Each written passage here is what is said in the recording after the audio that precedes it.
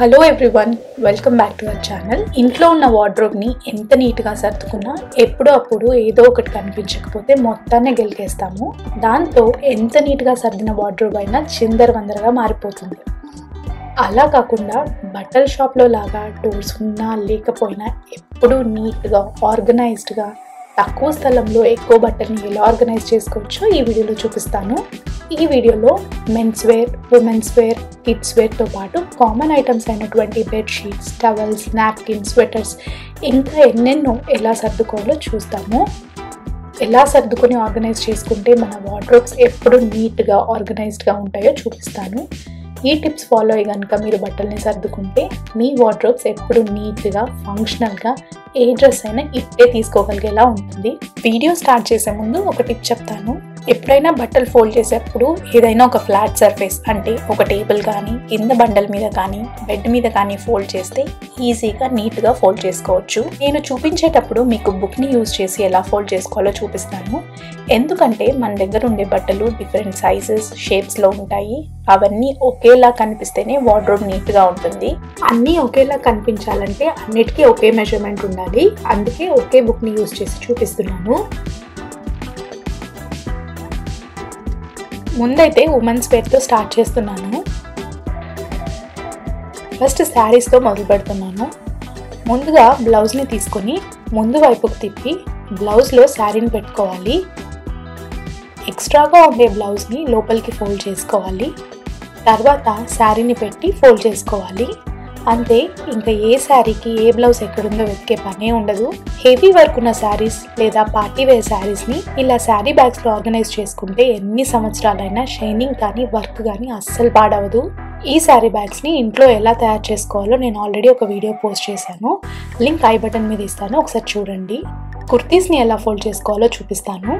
ముందుగా కుర్తీని వెనుక వైపు తిప్పి 2 ఫింగర్స్ డిస్టెన్స్ లేదా ఇంకా ఈజీగా ఉండాలి అంటే ఒక బుక్ని పెట్టుకుని ఫోల్డ్ చేసుకోవాలి. పైన చూపిస్తున్నది అనార్కలి కుర్తీ. రెండింటిని ఒకే పద్ధతిలో ఫోల్డ్ చేసుకోవచ్చు.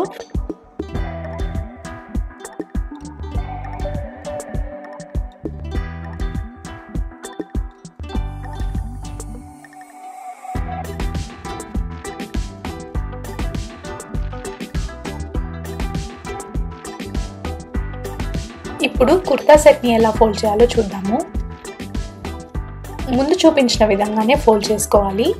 అనార్కలి కుర్తా అయితే స్ట్రైట్ కట్కి బదులుగా స్లాంట్ కట్ ఉంటుంది కాబట్టి ఎక్స్ట్రా పార్ట్ని లోపలికి ఫోల్డ్ చేసుకోవాలి. ఇంకా మిగిలిందంతా సేమ్ ప్రాసెస్.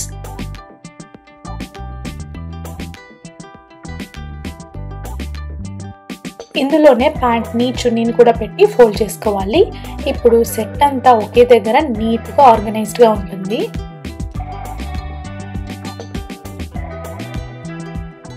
ఇప్పుడు దుపట్టాని హాఫ్గా ఫోల్డ్ చేసి మళ్ళీ దాన్ని ఇంకో హాఫ్గా ఫోల్డ్ చేయాలి. ఓపెన్ ఎండ్ లేదా కుచ్చులు ఉన్న వైపుని లోపలికి ఫోల్డ్ చేసుకోవాలి. లేదంటే ఈ కుచ్చులు చున్నీ తీసుకునేటప్పుడు వేరే బట్టలకి తగిలి పాడయ్యే ఛాన్స్ ఉంది. కాస్ట్లీ అండ్ హెవీ దుపట్టాస్ని ఇలా బ్యాగ్లో ఆర్గనైజ్ చేసుకోవాలి.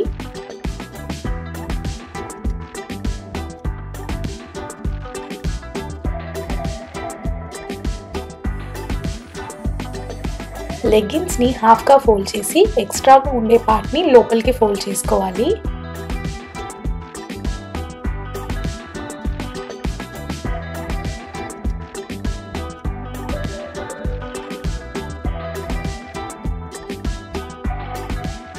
నైట్ వేర్ లేదా నైటీని ఇలా హాఫ్గా ఫోల్డ్ చేసుకొని 2 ఫింగర్స్ డిస్టెన్స్, నెక్ దగ్గర నుంచి 2 ఫింగర్స్ డిస్టెన్స్ దగ్గర ఇలా ఫోల్డ్ చేసుకోవాలి. లేదంటే పైన చూపిస్తున్న విధంగా ఒక బుక్ని పెట్టుకొనైనా ఫోల్డ్ చేసుకోవచ్చు. తర్వాత దీన్ని హాఫ్గా ఫోల్డ్ చేసి మళ్ళీ హాఫ్గా ఫోల్డ్ చేసుకోవాలి. ఇంకా పిల్లల బట్టల్ని ఎలా ఫోల్డ్ చేయాలో చూద్దాము. ముందుగా డైలీ వేర్ టీషర్ట్స్ని హాఫ్గా ఫోల్డ్ చేసి 2 వైపులా లోపలికి ఫోల్డ్ చేసుకొని ఇప్పుడు ఇది ఒక పాకెట్ లాగా ఉంటుంది. దీంట్లోకి మిగిలిన పార్ట్ని ఫోల్డ్ చేసుకోవాలి.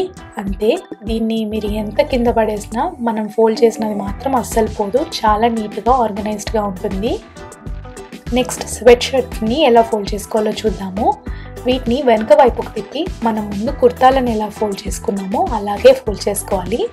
తర్వాత నెక్ పార్ట్ని మాత్రం ఇలా పాకెట్లోకి ఫోల్డ్ చేసుకుని ఇన్సర్ట్ చేసుకోవాలి.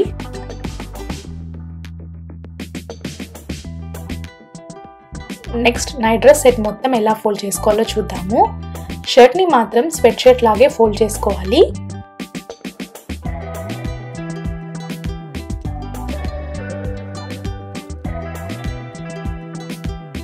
తర్వాత ప్యాంట్ని ఫోల్డ్ చేసి ఎక్స్ట్రా పార్ట్ని లోపలికి మర్చి ముందు ఫోల్డ్ చేసిన షర్ట్ని పెట్టి ఫోల్డ్ చేసుకోవాలి. ఇంకా సెట్ అంతా ఒకే దగ్గర నీట్గా ఏది మిస్ అవ్వకుండా ఉంటుంది. ఇలా కనుక మీరు అన్నీ ఆర్గనైజ్ చేసుకుంటే వార్డ్రోబ్ చాలా నీట్గా ఆర్గనైజ్డ్గా ఉంటుంది.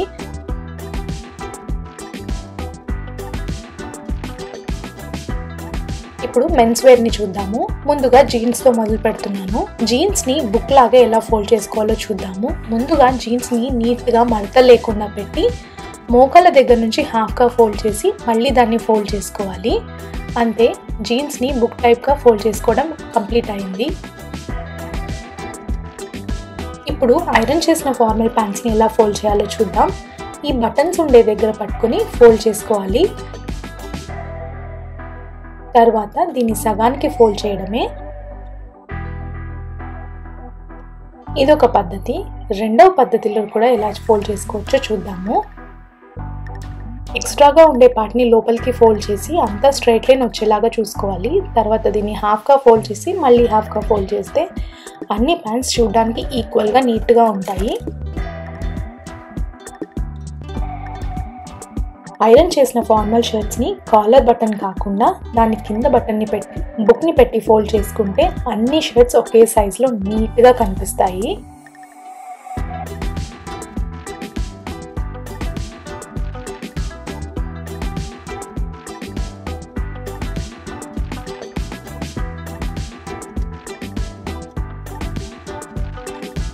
ట్రాక్ ప్యాంట్స్ లేదా షార్ట్స్ని ఫోల్డ్ చేసేటప్పుడు ఎక్స్ట్రా పార్ట్ని లోపలికి టచ్ చేసి మిగతా దాన్ని హాఫ్గా ఫోల్డ్ చేసి మళ్ళీ హాఫ్గా ఫోల్డ్ చేసుకోవాలి. అంతే, చాలా నీట్గా ఉంటాయి.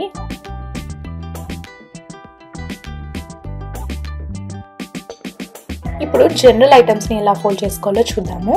ముందుగా కిచెన్ టవల్స్ని హాఫ్గా ఫోల్డ్ చేసి మళ్ళీ దాన్ని ఇంకో హాఫ్గా ఫోల్డ్ చేసి తర్వాత లోపలికి మర్చి పాకెట్లోకి ఫోల్డ్ చేసి పెట్టాలి.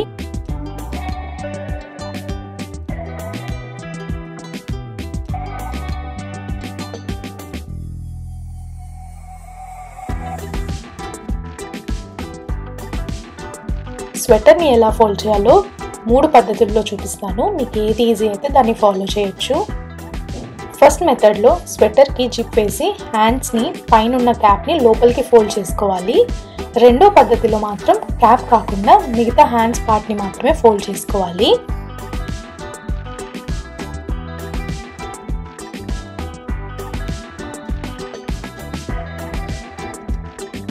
మూడవ పద్ధతిలో ఫస్ట్ క్యాప్ని లోపలికి ఫోల్డ్ చేసి సైడ్ పార్ట్ని లోపలికి ఫోల్డ్ చేసి హ్యాండ్స్ని బయటికి పెట్టాలి. తర్వాత మిగిలిన పార్ట్ని ఫోల్డ్ చేసుకోవాలి.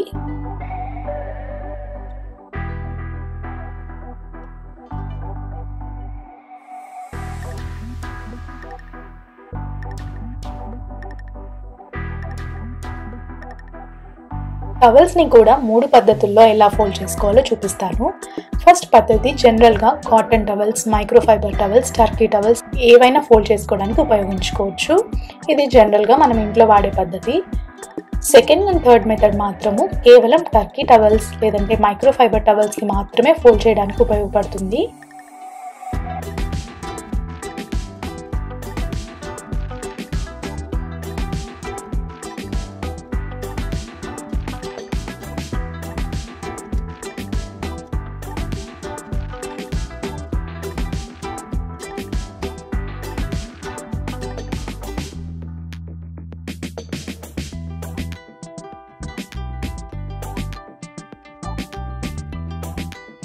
మూడవ పద్ధతిలో టవల్ని హాఫ్గా ఫోల్డ్ చేసి ఇక్కడ చూపిస్తున్నట్టు ఒకదాని మీద ఒకటి ఓవర్లాప్ అయ్యేలా పెట్టుకోవాలి.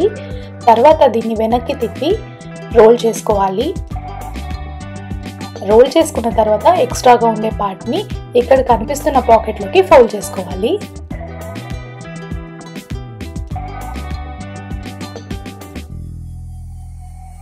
ఇప్పుడు బెడ్షీట్స్ని ఎలా ఫోల్డ్ చేసుకోవాలో చూద్దాము.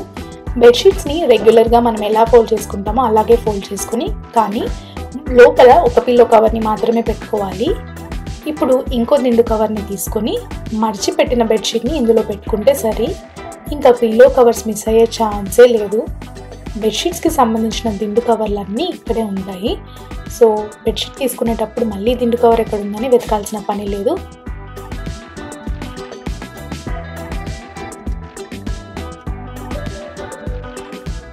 ఇంకా ఫైనల్గా కంఫర్టర్ లేదా క్విల్ట్ని ఎలా ఫోల్డ్ చేసుకోవాలో చూద్దాము.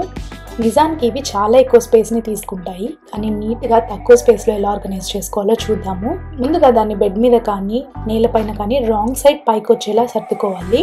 తర్వాత రెండు వైపులా మధ్యలోకి ఫోల్డ్ చేసుకోవాలి. మళ్ళీ ఒకదాని మీద ఒకటి పెట్టి ఫోల్డ్ చేసుకుని లోపల పాకెట్లోకి పెడితే నీట్గా చెక్కు చెదరకుండా తక్కువ స్పేస్లో మనం ఆర్గనైజ్ చేసుకోవచ్చు.